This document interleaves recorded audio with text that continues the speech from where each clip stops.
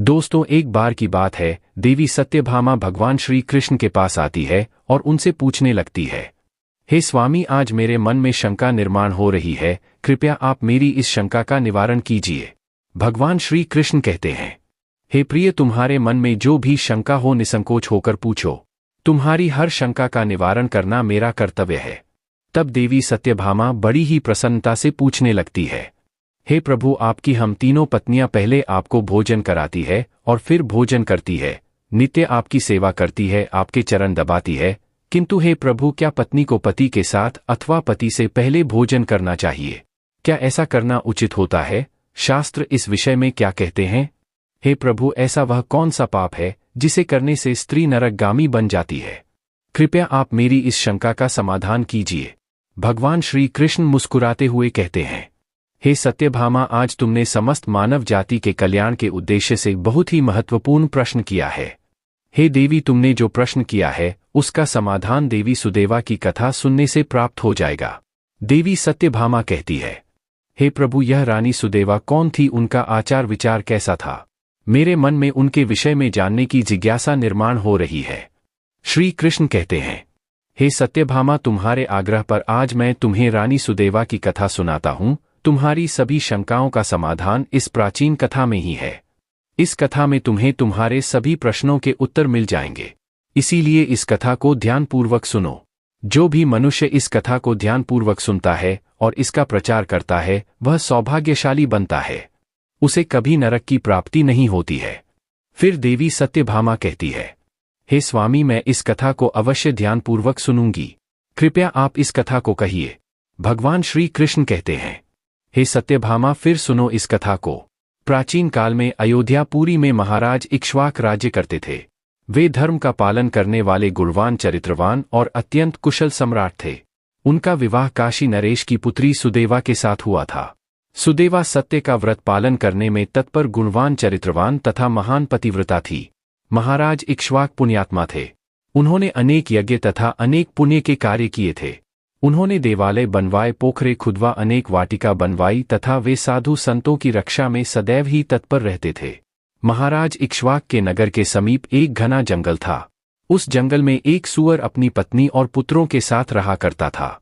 वह सूअर बड़ा ही विशालकाय और भयंकर आकार वाला था, जिससे सभी मनुष्य भयभीत रहते थे। उस सूअर के भय से मनुष्य उस वन के मार्ग से जाने से डरने लगते थे। फिर जब यह बात महाराज इक्ष्वाक को पता चली तो उन्होंने उस सूअर का शिकार करने का सोचा। और फिर एक दिन महाराज अपनी पत्नी सुदेवा तथा अनेक सैनिकों और कुत्तों को लेकर उस वन में शिकार करने के लिए चले गए। महाराज बड़े पराक्रमी थे। उन्होंने अनेक विशालकाय शेरों का तथा राक्षसों का वध किया था। इसीलिए वे इस भयंकर सूअर से नगरवासियों की रक्षा करने के लिए उस वन में उस सूअर का शिकार करने के लिए आ गए। जब उस भयंकर आकार वाले सूअर ने महाराज को वन की तरफ आता देखा तो वह सूअर अपनी पत्नी से कहने लगा, हे प्रिय, देखो, यह कौशल देश के महान सम्राट इक्ष्वाकु है। वे महापराक्रमी और महातेजस्वी हैं और वे इस वन में मेरी शिकार करने के लिए आ रहे हैं। उनके साथ बहुत से कुत्ते और व्याध है। इसमें तनिक भी संदेह नहीं कि वे मुझ पर ही प्रहार करेंगे। महाराज बड़े पुण्यात्मा है, यह राजाओं के भी राजा है।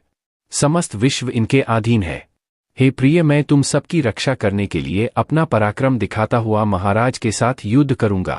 अगर युद्ध में मैंने इनको पराजित कर दिया तो तीनों लोकों में मेरी कीर्ति हो जाएगी, और यदि मैं इनके हाथ से मारा भी गया तो मुझे इस सूअर के जन्म से छुटकारा मिलेगा और मैं विष्णु लोक को चला जाऊंगा। मेरे पिछले जन्म के पाप के कारण ही मुझे सूअर का जन्म प्राप्त हुआ है। हे प्रिय, तुम मेरा मोह छोड़कर हमारे पुत्र और पत्रों को लेकर पर्वत की गुफा में चली जाओ। अब समय आ गया है कि मैं अपने पूर्व जन्मों के पापों से मुक्त हो जाऊं। जब महाराज के बाण मेरे शरीर को घायल कर देंगे तो एक एक बाण से मेरे पूर्व जन्म के पाप नष्ट हो जाएंगे। फिर उस सूअर की पत्नी बोलने लगती है, हे नाथ, हमारे बच्चे आपके ही पराक्रम और साहस के कारण इस वन में निर्भय होकर विचरण करते हैं, कोमल कोमल फूलों का आहार ग्रहण करते हैं। आप ही के कारण इन्हें शेर, सियार आदि जंगली जानवरों का भय नहीं है, क्योंकि आप ही इनकी रक्षा करते हैं। आपके भीषण रूप को देखकर कोई भी शिकारी हमारा शिकार करने के लिए इस वन में नहीं आता है।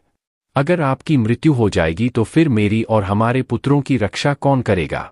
आपके बिना हम असहाय हो जाएंगे। पति के बिना मेरा क्या होगा? उत्तम सुवर्ण के गहने आभूषण वस्त्र पहनकर भी कोई भी स्त्री पति के बिना शोभा नहीं पाती है। पति से ही स्त्री को सौंदर्य और शोभा प्राप्त होती है। आपके बिना मेरा जीवन भी नष्ट हो जाएगा। हे नाथ, हे प्राणेश्वर, आपके बगैर मैं जीवित नहीं रह सकती। हे नाथ, मैं सच सच कहती हूँ, आपके साथ यदि मुझे नरक में भी डाल दिया जाए तो भी मैं खुशी खुशी आपके साथ चली आऊंगी। इसीलिए आप महाराज के सामने मत जाइए, आप भी हमारे साथ पर्वत की कंदरा में चलिए। हम वहीं छिपकर बैठ जाते हैं। आप जीवन की इच्छा छोड़कर अपनी पत्नी और पुत्र को अकेला छोड़कर जा रहे हो।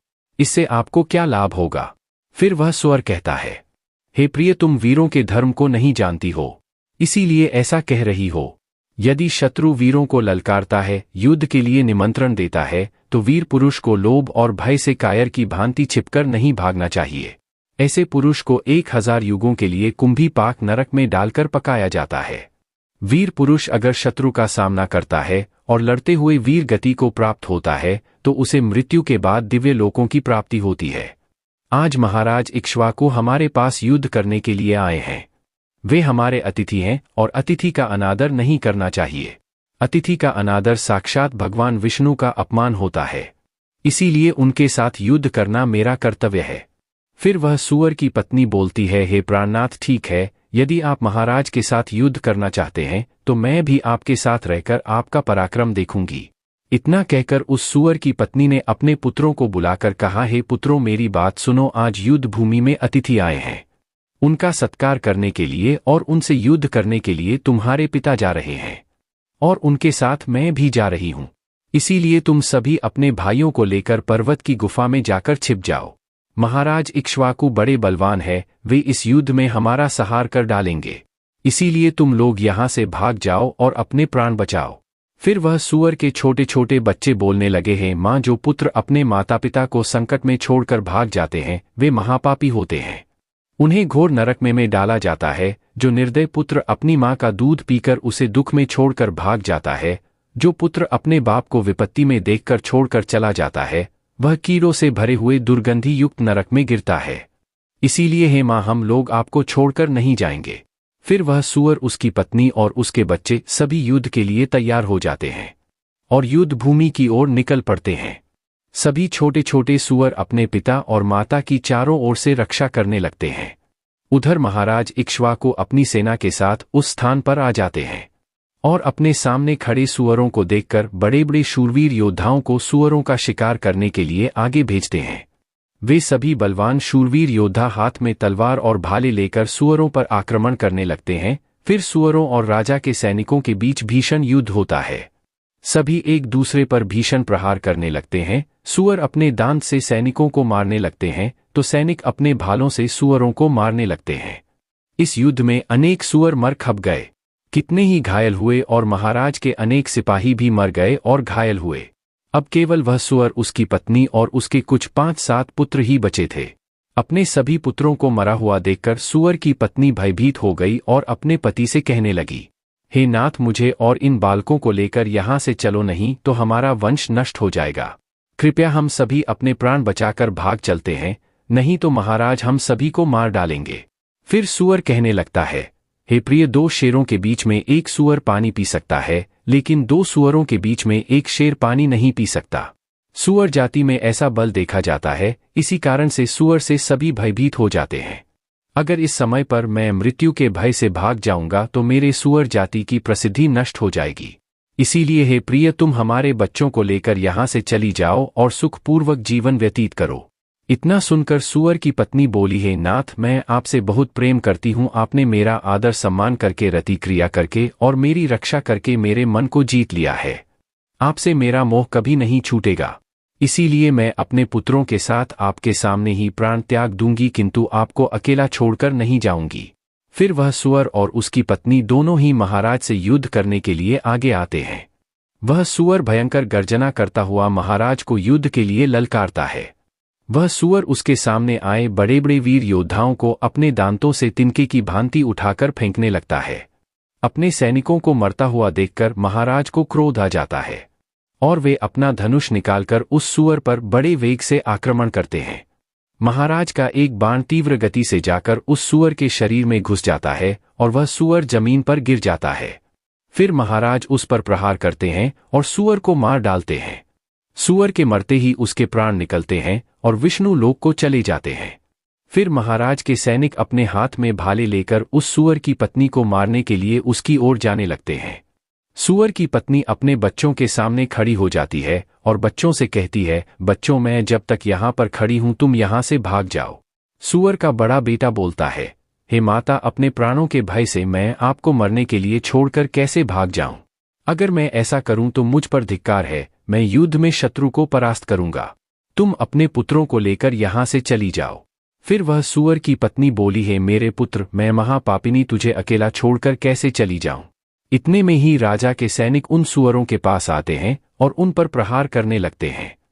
महाराज बड़े पुण्यात्मा है, यह राजाओं के भी राजा है, समस्त विश्व इनके अधीन है। हे प्रिय, मैं तुम सबकी रक्षा करने के लिए अपना पराक्रम दिखाता हुआ महाराज के साथ युद्ध करूंगा। अगर युद्ध में मैंने इनको पराजित कर दिया तो तीनों लोकों में मेरी कीर्ति हो जाएगी, और यदि मैं इनके हाथ से मारा भी गया तो मुझे इस सूअर के जन्म से छुटकारा मिलेगा और मैं विष्णु लोक को चला जाऊंगा। मेरे पिछले जन्म के पाप के कारण ही मुझे सूअर का जन्म प्राप्त हुआ है।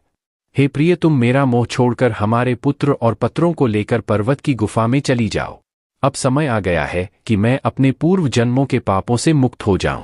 जब महाराज के बाण मेरे शरीर को घायल कर देंगे तो एक एक बाण से मेरे पूर्व जन्म के पाप नष्ट हो जाएंगे। फिर उस सूअर की पत्नी बोलने लगती है, हे नाथ, हमारे बच्चे आपके ही पराक्रम और साहस के कारण इस वन में निर्भय होकर विचरण करते हैं, कोमल कोमल फूलों का आहार ग्रहण करते हैं। आप ही के कारण इन्हें शेर, सियार आदि जंगली जानवरों का भय नहीं है, क्योंकि आप ही इनकी रक्षा करते हैं। आपके भीषण रूप को देखकर कोई भी शिकारी हमारा शिकार करने के लिए इस वन में नहीं आता है। अगर आपकी मृत्यु हो जाएगी तो फिर मेरी और हमारे पुत्रों की रक्षा कौन करेगा? आपके बिना हम असहाय हो जाएंगे, पति के बिना मेरा क्या होगा? उत्तम सुवर्ण के गहने आभूषण वस्त्र पहनकर भी कोई भी स्त्री पति के बिना शोभा नहीं पाती है। पति से ही स्त्री को सौंदर्य और शोभा प्राप्त होती है। आपके बिना मेरा जीवन भी नष्ट हो जाएगा। हे नाथ, हे प्राणेश्वर, आपके बगैर मैं जीवित नहीं रह सकती। हे नाथ, मैं सच सच कहती हूँ, आपके साथ यदि मुझे नरक में भी डाल दिया जाए तो भी मैं खुशी खुशी आपके साथ चली आऊंगी। इसीलिए आप महाराज के सामने मत जाइए, आप भी हमारे साथ पर्वत की कंदरा में चलिए, हम वहीं छिपकर बैठ जाते हैं। आप जीवन की इच्छा छोड़कर अपनी पत्नी और पुत्र को अकेला छोड़कर जा रहे हो, इससे आपको क्या लाभ होगा? फिर वह सूअर कहता है, हे प्रिय, तुम वीरों के धर्म को नहीं जानती हो, इसीलिए ऐसा कह रही हो। यदि शत्रु वीरों को ललकारता है, युद्ध के लिए निमंत्रण देता है, तो वीर पुरुष को लोभ और भय से कायर की भांति छिपकर नहीं भागना चाहिए। ऐसे पुरुष को 1000 युगों के लिए कुंभी पाक नरक में डालकर पकाया जाता है। वीर पुरुष अगर शत्रु का सामना करता है और लड़ते हुए वीर गति को प्राप्त होता है तो उसे मृत्यु के बाद दिव्य लोकों की प्राप्ति होती है। आज महाराज इक्ष्वाकु हमारे पास युद्ध करने के लिए आए हैं। वे हमारे अतिथि हैं और अतिथि का अनादर नहीं करना चाहिए। अतिथि का अनादर साक्षात भगवान विष्णु का अपमान होता है, इसीलिए उनके साथ युद्ध करना मेरा कर्तव्य है। फिर वह सूअर की पत्नी बोलती है, हे प्राणनाथ, ठीक है, यदि आप महाराज के साथ युद्ध करना चाहते हैं तो मैं भी आपके साथ रहकर आपका पराक्रम देखूंगी। इतना कहकर उस सूअर की पत्नी ने अपने पुत्रों को बुलाकर कहा, हे पुत्रों, मेरी बात सुनो, आज युद्ध भूमि में अतिथि आए हैं। उनका सत्कार करने के लिए और उनसे युद्ध करने के लिए तुम्हारे पिता जा रहे हैं और उनके साथ मैं भी जा रही हूं। इसीलिए तुम सभी अपने भाइयों को लेकर पर्वत की गुफा में जाकर छिप जाओ। महाराज इक्ष्वाकु बड़े बलवान है, वे इस युद्ध में हमारा संहार कर डालेंगे, इसीलिए तुम लोग यहाँ से भाग जाओ और अपने प्राण बचाओ। फिर वह सूअर के छोटे छोटे बच्चे बोलने लगे, हैं माँ, जो पुत्र अपने माता पिता को संकट में छोड़कर भाग जाते हैं वे महापापी होते हैं, उन्हें घोर नरक में डाला जाता है। जो निर्दय पुत्र अपनी माँ का दूध पीकर उसे दुख में छोड़कर भाग जाता है, जो पुत्र अपने बाप को विपत्ति में देखकर छोड़कर चला जाता है, वह कीड़ों से भरे हुए दुर्गंधी युक्त नरक में गिरता है। इसीलिए हे माँ, हम लोग आपको छोड़कर नहीं जाएंगे।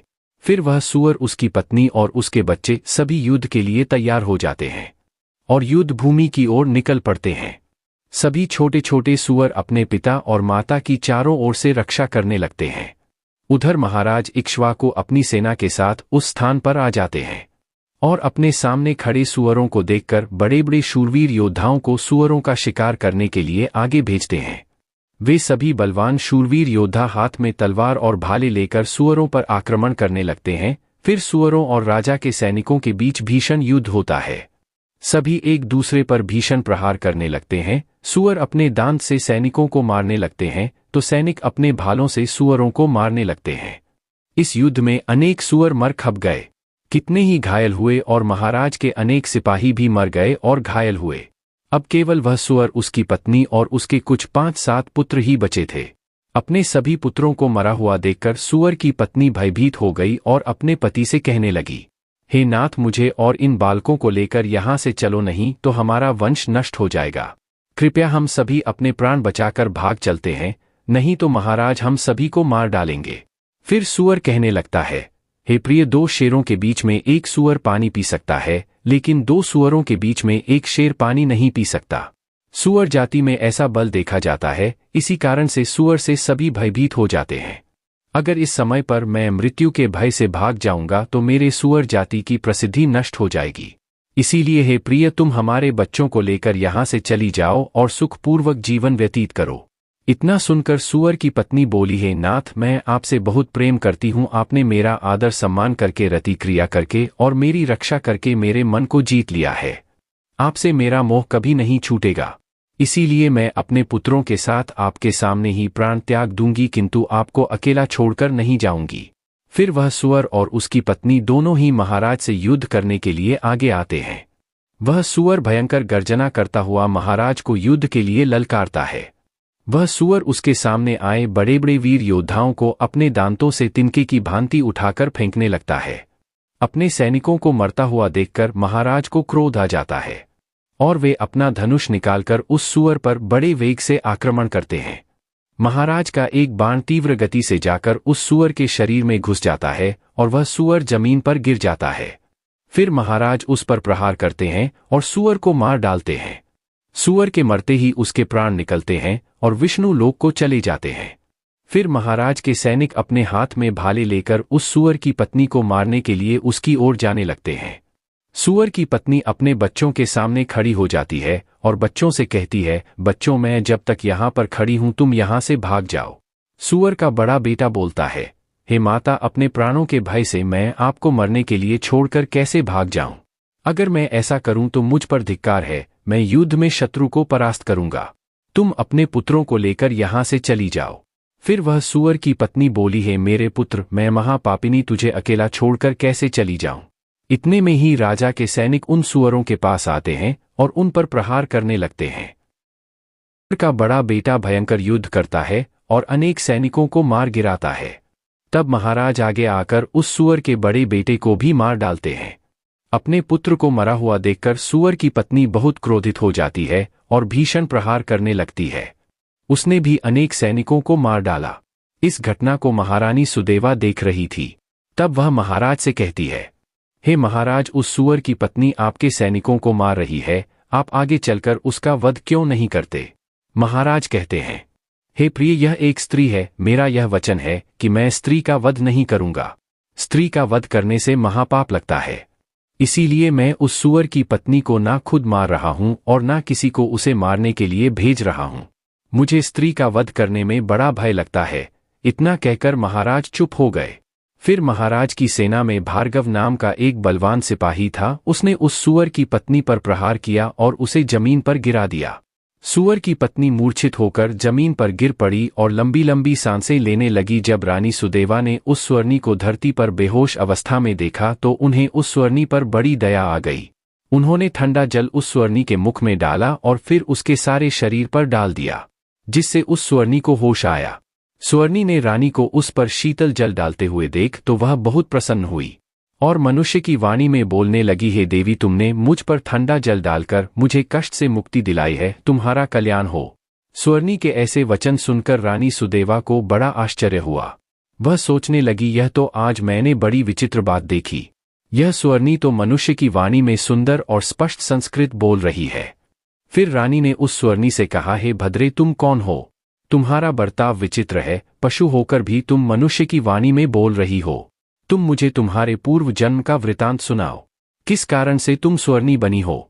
फिर वह स्वर्णी कहने लगती है, हे देवी, मेरे पति ने पिछले जन्म में गुरुजनों का अपमान किया था, इसी कारण से उन्हें सूअर का जन्म प्राप्त हुआ है। अब मैं आपको मेरे पूर्व जन्म की कहानी बताती हूँ। हे देवी, कलिंग नाम के देश में श्रीपुर नाम का एक सुंदर नगर था। उस नगर में वसुदत्त नाम के विद्वान रहते थे। मैं उसी वसुदत्त ब्राह्मण की पुत्री थी। उन्होंने मेरा नाम सुकन्या रखा था। उस समय उस नगर में मेरे जितनी सुंदर स्त्री कोई और नहीं थी। अपने सौंदर्य और रूप के घमंड में मैं उन्मत्त हो गई थी। मेरी मुस्कान बड़ी मनोहर थी।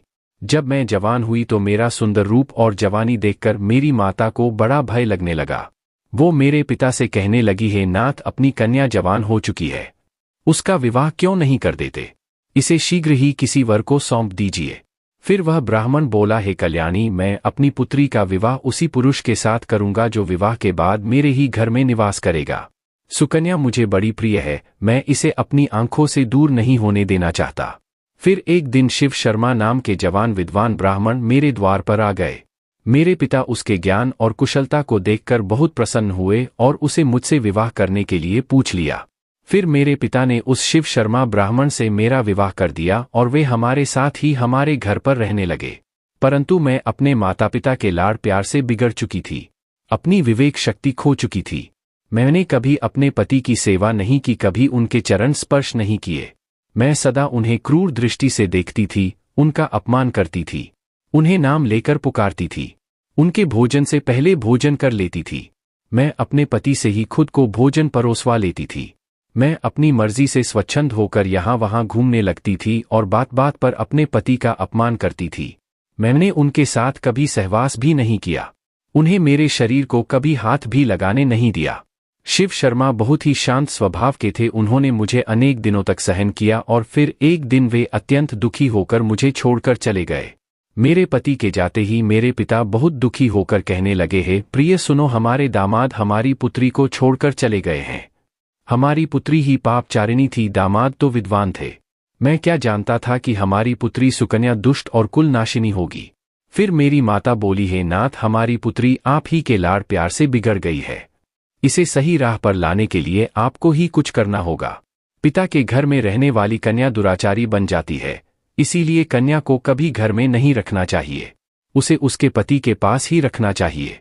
हमारी कन्या बहुत दुष्ट और पापिनी है, आप इसका त्याग करके इसे इसके पति के पास भेज दीजिए। इस प्रकार से माता के वचन सुनकर मेरे पिता बहुत क्रोधित हुए और मुझे कहने लगे, हे दुष्टा, हमारे कुल में कलंक लगाने वाली दुराचार तेरे ही कारण शिव शर्मा हम सबको छोड़कर चले गए। इसीलिए तेरा पति जहां पर है तू वहीं पर चली जा, अथवा तुझे जो स्थान अच्छा लगे वहां पर चली जा। फिर मैं अपने घर को छोड़कर चली गई। बाहर जाने पर मुझे लोग उल्टा पापिनी दुराचार कहकर संबोधन करने लगे। इसीलिए मैं अपने पति को ढूंढते हुए वन चली गई। फिर एक दिन वन में मैं एक कुटिया के सामने जाकर खड़ी हो गई और भिक्षा मांगने लगी। वहां पर उस कुटिया में रहने वाली मंगला नाम की स्त्री ने मुझे देखकर अपने पति से कहा, हे स्वामी, द्वार पर एक दुखिया दुबली पतली स्त्री भिक्षा मांगने के लिए आई है। मंगला का पति शिव शर्मा ही था जिन्होंने मेरा त्याग किया था। मुझे देखकर उन्होंने मुझे पहचान लिया और अपनी पत्नी से कहने लगे, हे प्रिय, यह मेरी पहली पत्नी सुकन्या है जो मुझे बहुत प्रिय थी, इसीलिए तुम इसका आदर सत्कार करो और इसे अपने घर में स्थान दो।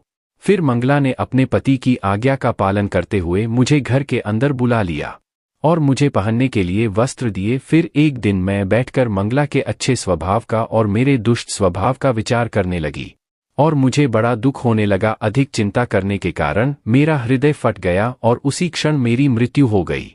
फिर यम के 2 दूत उस स्थान पर आ गए और मुझे उठाकर यमलोक ले गए।